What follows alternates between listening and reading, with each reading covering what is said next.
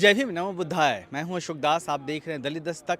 Canada में हम लोग हैं डॉक्टर अम्बेडकर सिम्पोजियम में लगातार बात हो रही है एजुकेशन की और तमाम लोगों से मुलाकात हो रही है। हेमंत सुटे जी हमारे साथ हैं। भारत सरकार 125 स्कॉलरशिप, ओवरसीज स्कॉलरशिप देती है। उसमें 1 करोड़ से ज़्यादा रुपए मिलते हैं और स्टूडेंट जो भारत के बाहर विदेशों में पढ़ना चाहते हैं उनकी पूरी एजुकेशन अप्रॉक्स उसमें हो जाती है।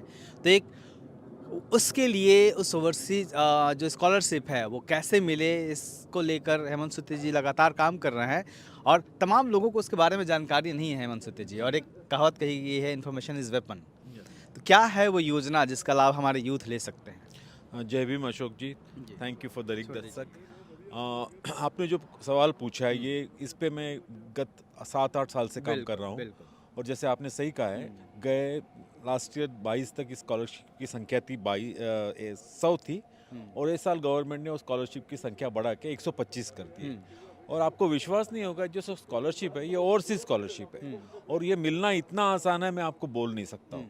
लेकिन दुर्भाग्यवश क्या हो रहा है, ये स्कॉलरशिप पूरे भारतवर्ष के लिए है, लेकिन ये स्कॉलरशिप ली जाती है सिर्फ महाराष्ट्र के बच्चों से। सिर्फ महाराष्ट्र के बच्चे 70% ले जाते हैं। उसमें कोई बुरी बात नहीं है। मतलब वो उनके पास जानकारी है, लोग पहले गए हैं तो इसलिए वो सोच पाते हैं। मेरा उद्देश्य ये है कि ये स्कॉलरशिप, जैसे महाराष्ट्र में है होशियार बच्चे लोग हैं, लेकिन बिहार में भी है, यूपी में भी है, राजस्थान में भी है, वहाँ तक ये स्कॉलरशिप पहुँचनी चाहिए। जैसे आपने कहा है कि 125 स्कॉलरशिप है, 125 स्कॉलरशिप शेड्यूल्ड कास्ट के लिए, लैंडलेस लेबर के लिए और एक थोड़ा सा कैटेगरी के लिए। लेकिन सारी की सारी स्कॉलरशिप शेड्यूल कास्ट के बच्चों के लिए उपलब्ध है। ये जो 125 की बात कर रहे हैं, ये सिर्फ शेड्यूल कास्ट के बच्चों के लिए है? शेड्यूल कास्ट के बच्चों के लिए 120 में स्कॉलरशिप है, 5 किसी और के लिए। लेकिन वो भी क्लेम नहीं करते कोई भी, तो आप ऐसे कह सकते हैं सारी की सारी शेड्यूल कास्ट के बच्चों के लिए। मतलब सरकार साल में 125 ऐसी स्कॉलरशिप देती है, ओवरसीज स्कॉलरशिप, जो सिर्फ शेड्यूल कास्ट के बच्चों के लिए है और उसको लेके बच्चे बाहर पढ़ सकते हैं। और 25 शेड्यूल ट्राइब के लिए भी है, लेकिन वो दूसरी स्कॉलरशिप है, सेम धरती पे दूसरी स्कॉलरशिप है। अच्छा, ये हर सब्जेक्ट के लिए मिलती है, ऐसा नहीं कि कोई पर्टिकुलर सब्जेक्ट के लिए मिलती है। ह्यूमैनिटी के लिए मिलेगी, इंजीनियरिंग के लिए मिले, लॉ के लिए मिलेगी, आपके मेडिकल के लिए मिलेगी, हर क्षेत्र के लिए मिलेगी। और अभी तक भी ये विषय के अनुसार इसका कोई रिजर्वेशन नहीं है मेरे हिसाब से। अब जिस तरीके से मैंने देखा है, तो आप अगर इंजीनियरिंग के स्टूडेंट है और अगर 50 स्टूडेंट भी अप्लाई करते हैं तो चांसेस है 25 को मिलेगी। इसका क्राइटेरिया है, बहुत आसान क्राइटेरिया है। आपको आपके ग्रेजुएशन लेवल में 60% से ज़्यादा मार्क चाहिए और आपको एक बहुत अच्छे उम्दा अंतर्राष्ट्रीय विद्यापीठ में एडमिशन चाहिए, जिसको कहते हैं क्यूएस रैंकिंग। पहले एडमिशन होना चाहिए। उसका पहले एडमिशन आपने करना चाहिए क्यूएस रैंकिंग यूनिवर्सिटी में। आप अपने दिल से ये डर निकाल लीजिए कि सबसे उम्दा जो विद्यापीठ होता है उसमें हमें एडमिशन नहीं मिलेगा। ऐसा हो ही नहीं सकता है। हम हमारे दोस्त कहते हैं जो हार्वर्ड यूनिवर्सिटी में पढ़ते, वो कहते हैं हार्वर्ड यूनिवर्सिटी में एडमिशन लेना आसान है बनस्पत आपके आईआईटी आईआईएम में। तो आपने हार्वर्ड में जाना चाहिए। जैसे मेरे कुछ बच्चे लास्ट ईयर 4 बच्चे कोलंबिया यूनिवर्सिटी में गए, तो आपके दिल में आपसे आप वहम निकाल लीजिए कि आपको 60% या 65% मार्क है और आप इतने बड़े विद्यापीठ में नहीं जा सकते। आप जा सकते, लेकिन वहाँ जाने का एक तरीका है, जो तरीका मैं आपको बताऊंगा। अगर आपको 2024 में वहाँ प्रवेश लेना है तो आपको अभी से तैयारी करनी पड़ेगी, इतना आसान नहीं है। वो तैयारी करने के जो 2-4-5 साल होते हैं, वो बहुत 4-5 महीने होते हैं, वो बहुत इंपॉर्टेंट। एडमिशन किस बेसिस पे मिलता है? एक तो आपका एकेडमिक्स, जो मैंने ऑलरेडी आपको बोला है, 60 से 65% मार्क चाहिए। दूसरा होता है आपका जीआरई टॉफिल नाम की एग्ज़ाम है। अगर आप इंजीनियरिंग वाले तो उसको जीआरई टॉफिल की ज़रूरत है, अदरवाइज किसी और की चीज़ के लिए जीआरई टॉफिल की ज़रूरत है, अंग्रेजी भाषा की परीक्षा का। तीसरा सबसे बड़ा वेपन जो होता है, जो आपके हाथ में, जिसको कहते हैं एसओपी, स्टेटमेंट ऑफ पर्पस।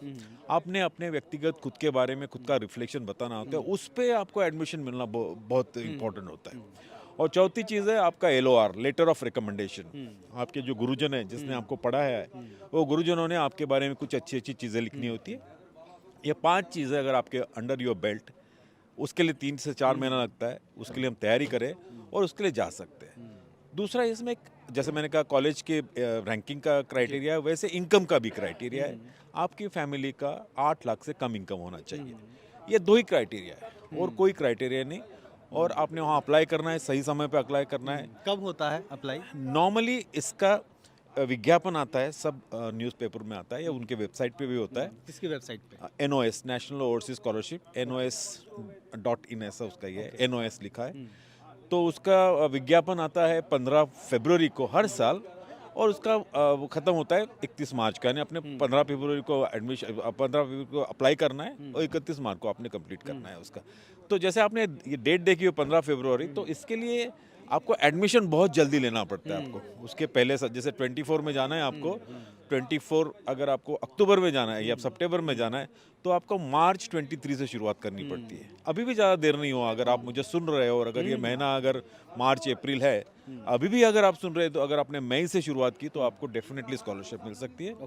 और मैं क्या करता हूँ, मैंने जो ये आप इसमें किस तरह से हेल्प करते हैं? मैं GRE टॉफिल सब मैं खुद करता हूँ, क्योंकि एक आधी विद्यार्थी अगर मेरे पास आता है तो उस पर मुझे 4 या 5 महीना काम करना ही पड़ता है, क्योंकि मुझे उसको एडमिशन दिलानी है। कोई भी ऐसा विद्यार्थी नहीं होना चाहिए कि उसको एडमिशन नहीं मिला, उसको स्कॉलरशिप नहीं मिली है। अगर मैंने एक बार आपका प्रोफाइल देख लिया और आप में मैंने 3 या 4 महीने काम कर लिया, तो आपको एडमिशन मिलता है।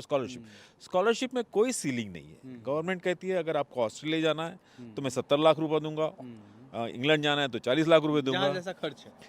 अगर आपको कोलंबिया जाना है तो 1 करोड़ 70 लाख रुपए मिलेगी आपको, PhD मिलेगी 4 साल की। तो इतना आसान काम है, और मुझे लगता है जो बहुत होशियार विद्यार्थी उससे वंचित है अभी तक।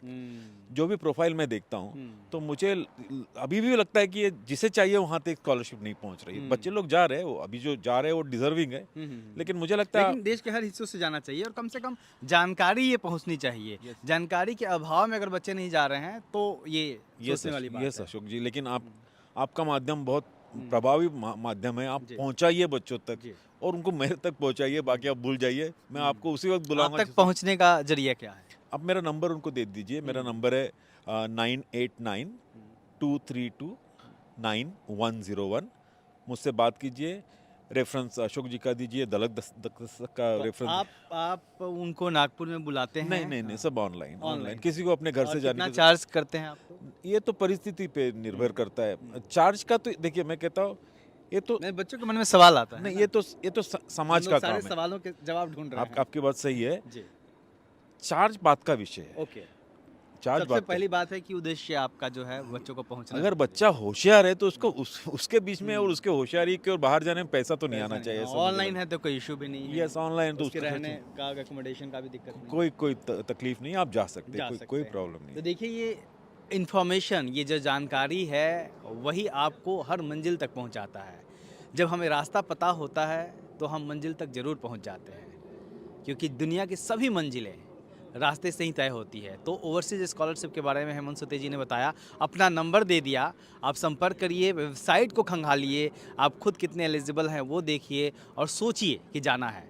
बाकी हेमंत सुते जी हैं ही। देखते रहिए दलित दस्तक। जय भीम। Thank you.